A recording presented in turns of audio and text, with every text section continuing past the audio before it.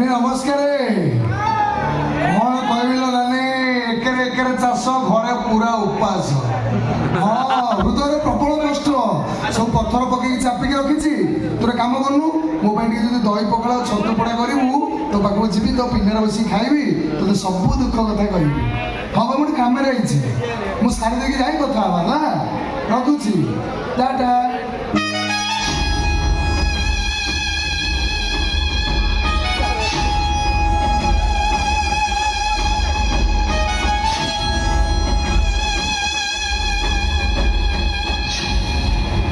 आपण किए तू किए आशुतोष सामंत आशुतोष सामंत तू आशुतोष सामंत हाँ आदित्य भाई आदित्य हाँ आदित्य को डाकी देवी तागर आपको परिचय दियंतु आपण किए माने आपण को ना कोन भोना आज्ञा भोना शिव संतोष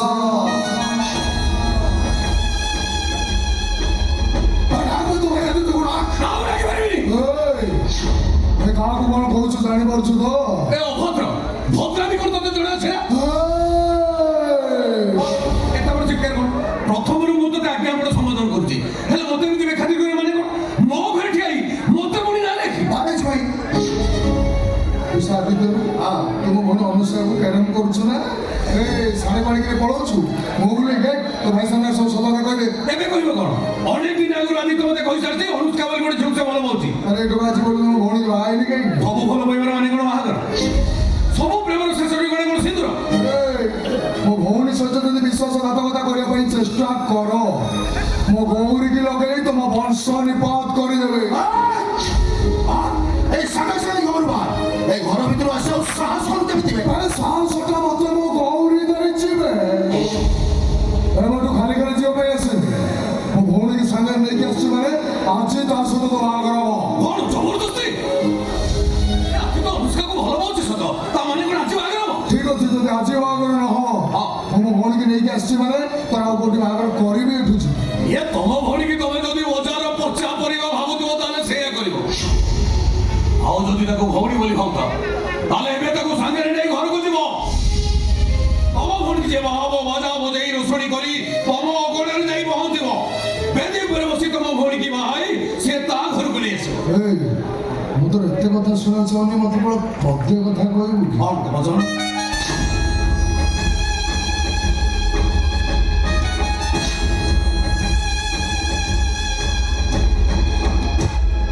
मो भौणी की तुम घर बहुर स्वीकृति दब कि ना तम भणीर विचार मु करिबिनी विचार करिवो मो भौणी अपेक्षा कर मु मो भौणी के पठे दउछि मो भौणीर निष्पत्ति हबो हम परिवार पई शेष निष्पत्ति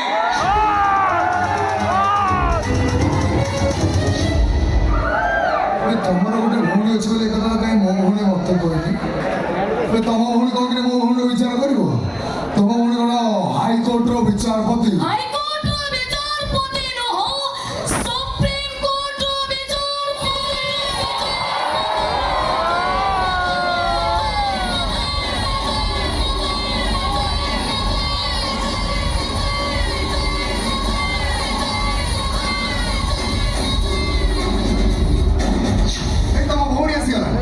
और तार निष्पत्ति हवे परिवार पई शेष निष्पत्ति ओ तू तले मानकर भौणी न आ मत तो देड़सुर न मुंडे काई दौड़ना देखिछे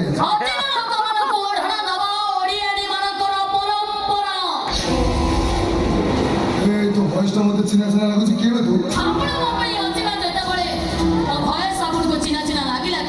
हमरा कहउछ मुंडर रोड़ा खोल देखबे तू की अच्छा तू तो मुंडर रोड़ा खोले बोले ठीक अछि तू भाई घर पाई सुप्रीम कोर्ट रो विचारपति मो भौंडो तो भाई रो बागर रे की निष्पत्ति কিন্তু ମୋ ଭାଇ ବିଷୟରେ ଶୁଣନ୍ତୁ ମୋ ଭାଇଙ୍କର ଆଗରୁ ଗୋଟେ ସ୍ତ୍ରୀ ଅଛି ଆପଣଙ୍କ ଭଉଣୀ ତାଙ୍କର ଦ୍ୱିତୀୟ ସ୍ତ୍ରୀ ହେଇପାରିବେ ତ ए काम कोन कहउछ जानि परछु तो मो भौंडो तो भाई रो द्वितीय स्त्री अरे सेटा तो है ଆଜିକାଲି ଦୁନିଆରେ ତ ସମସ୍ତଙ୍କର ସେକେଣ୍ଡ ୱାଇଫ୍ ଅଛନ୍ତି ଆପଣଙ୍କର ବି ସେକେଣ୍ଡ ୱାଇଫ୍ ଥିବେ मो मुंडरे निया लगेबाकू चेष्टा कर मो मुंडरे निया लगिले मु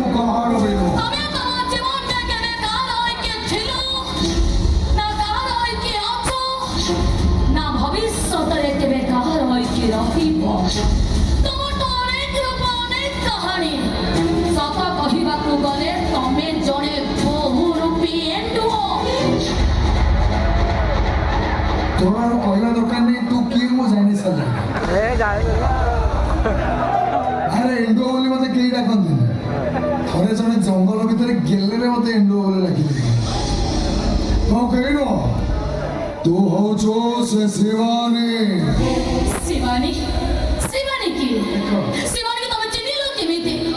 ଶିବାନୀ ସହିତ ତମର ସମ୍ପର୍କ କଣ? ଆରେ ମୁଁ ତୋର ତ ପ୍ରଶ୍ନର ଉତ୍ତର ଦେଇପାରିବିନି। ଭଲରେ କହୁଛି ମୁଣ୍ଡ ଗଣନା ଖୋଲ। ଭଲରେ କହୁଛି ମୁଣ୍ଡ ଗଣନା ଖୋଲ। ତାହେଲେ ନିଜେ ଯାଇ ତ ମୁଣ୍ଡ ଗଣନା ଖୋଲିବି। ଖୋଲିବୁ ନା? ଖୋଲିବୁ।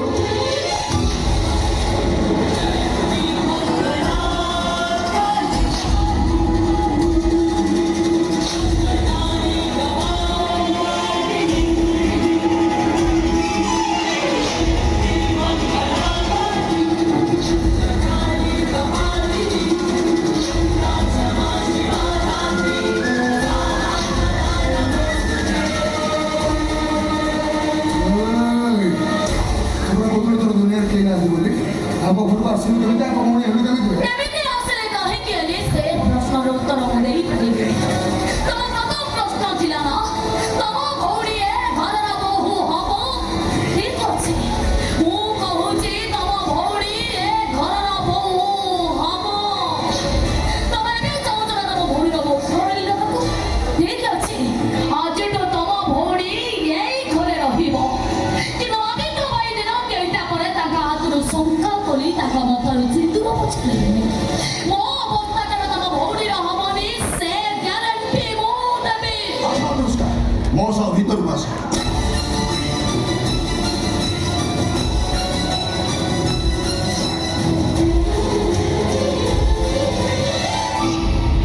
ଅନୁଷ୍କାକୁ କାର ଭିତରେ ଏଇଭଳି ଅବସ୍ଥାରେ ପାଇ ମୁଁ ତମକୁ ଗୋଟେ କଥା ପଚାରିବି।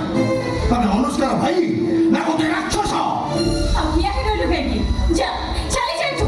ତୋ ସହିତ ମୋର କୌଣସି ସମ୍ପର୍କ ନାହିଁ। ଏଇ ବୋଧେ ଆମ ଶେଷ ଦେଖା। Good, very good. Good. Hello. ଆରେ ଗୌରୀ କାନରେ ସ୍ପିକର ଅନ୍ କରି ଫୋନ୍ ଦେଲା। ହ୍ୟାଲୋ ଗୌରୀ, ତ ଦେଇର ବାହାଘର ଠିକ ହେଇଗଲା ନା? ହଁ ତୁ ଆସିଲୁ ମନ ଦୁଃଖ କରନା। ଭଲ ହେଇଛି ଆସନ୍ତା ବଡ଼ ଭଉଣୀ କାଙ୍ଗେଳିଆ ଖାଲି ଏସି ମାଗୁଛି କରି ତାଙ୍କ ଘର ଏସି ନେଇ ଗରମ ହଉଛି। ହଁ ହଁ ତୁ ଆମର ଭୋଜି ଖାଇବୁ ତମେ ଆସିବୁ ହେଲା। ହଁ ହଁ ତ ଭିଣେଇ ତତେ ନବ ବୁଲିବାକୁ ଗାଡ଼ି। ରଖୁଛି ନା ଟାଟା।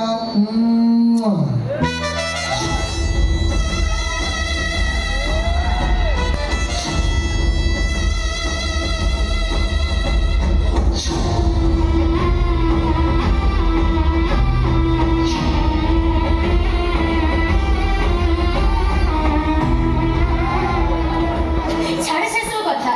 ବଡ ଭାଇକି ତ ବୁଝେଇ ବୁଝେଇ ସେ ବାହା